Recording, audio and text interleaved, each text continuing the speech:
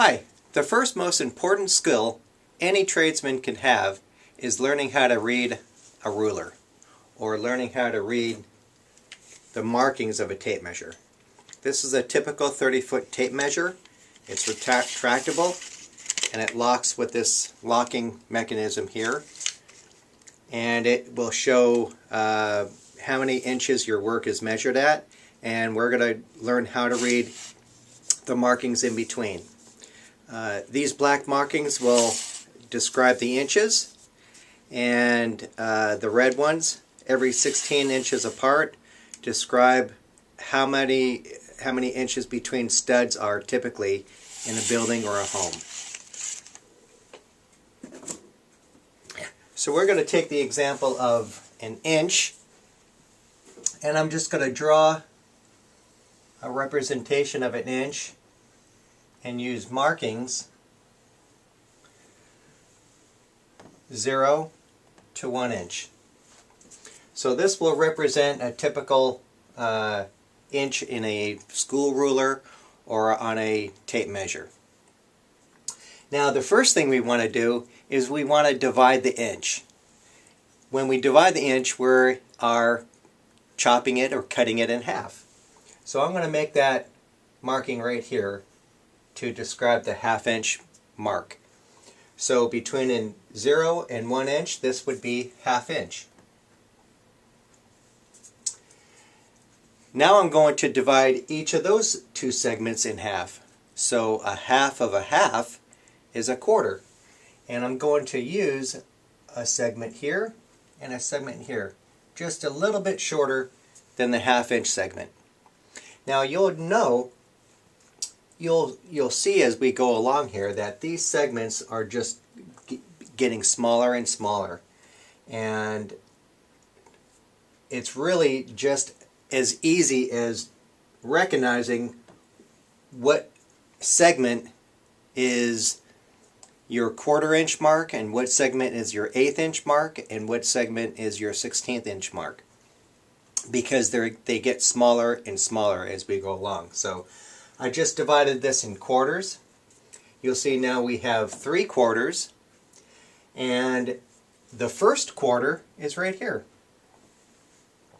The second quarter is right here.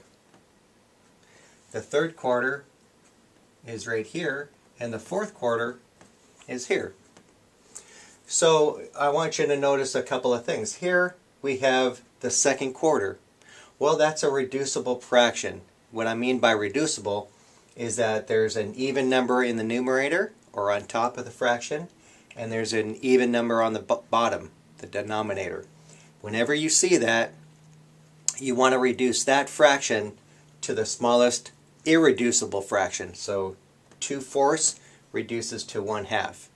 That's what you'd call that line on the measuring stick, is 1/2. So we've divided it into 4 quarters. Now we want to divide each of those quarters in half. And of course you'll end up with 8 segments.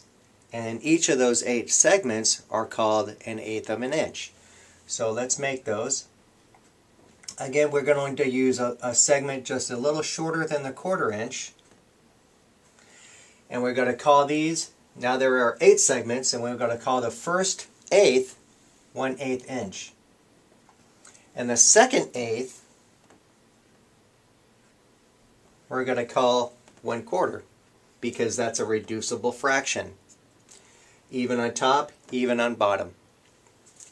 The third 1/8 we're going to call 3/8, and the fourth 1/8 we're going to call 1/2 inch. Even, even. This would be the 5th 1/8, 6th 1/8, 7/8, and 8/8.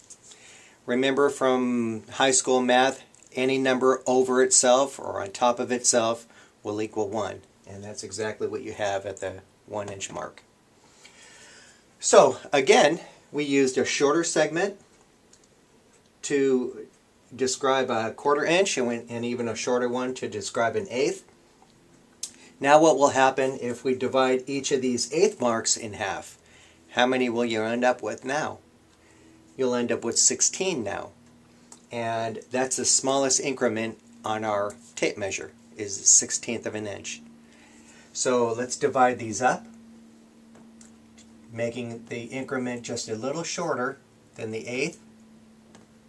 We'll have 16, and the first 16 is going to be 1/16. Now these are going to get kind of squished, but we'll see if we can make it work. The second 16th is a reducible fraction, and that reduces to 1/8. The third 16th is here. 4/16 is here. Look what's happening. 4/16 is reducible to 1/4. 5th 16th. 6th 16th is 3/8. 7th 16th. 8th 16th. Even, that equals 1/2. 9 16th. 10 16th. 11. 12. 13. 14. 15 16ths. And again, 16 16ths equals 1 inch. So there's all your markings and all the proper names for your markings. And of course, observe if this was 1, this next marking would be 2. So this is describing an inch. If this was 10, this next marking would be 11. Okay, so remember always to use the inch and then the fraction in between.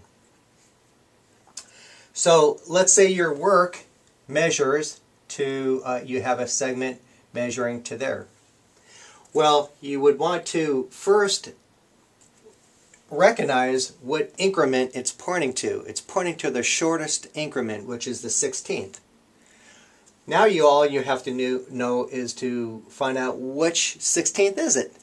You count. 1, 2, 3, 4, 5 16ths. So basically it's just a matter of recognizing which 16th, which segment you're pointing to, the smallest, the one next largest, and or the one next largest, which is a 1/4 inch, or the 1/2 inch increment.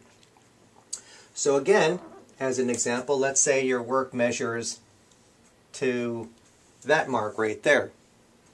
Again, you would recognize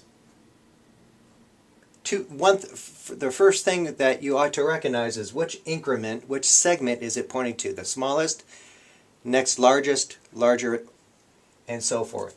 You're looking at 3 different sizes. You're looking at a 16th, an 1/8, a 1/4, or a 1/2. 1/16, 1/8, 1/4, or 1/2.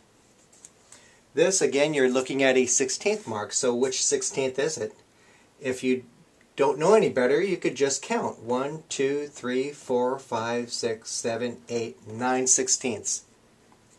Let's take another example.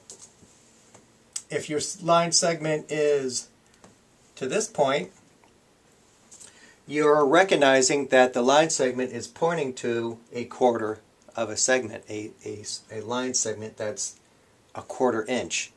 So which 1/4 is it? You just count them. This is the first 1/4, second 1/4, third 1/4, and that's 10 3/4. So let's take another example. Let's say your line segment goes to this point here. You're recognizing it's pointing to an 1/8 of an inch, an 1/8 of an inch, and that's the size of that segment. Which 1/8 is it? Well, it's the first 1/8, second 1/8, third 1/8. So that would be 10 3/8. Let's take one more. Let's say your line segment goes from here to here. Again, you could use the same method. You recognize that that's pointing to an 1/8 of an inch, an 1/8 segment. Which 1/8 is it? You're not sure? Just count them. 1, 2, 3, 4, 5, 6, 7 1/8. So that would be the 7/8 mark. Until you get familiar with where the markings are, that's probably the easiest method to do. All you have to do is know how to count and to recognize the size segments that your work is pointing to. So with a little practice, you'll become more and more familiar, and you'll learn how to read a tape measure quickly and accurately.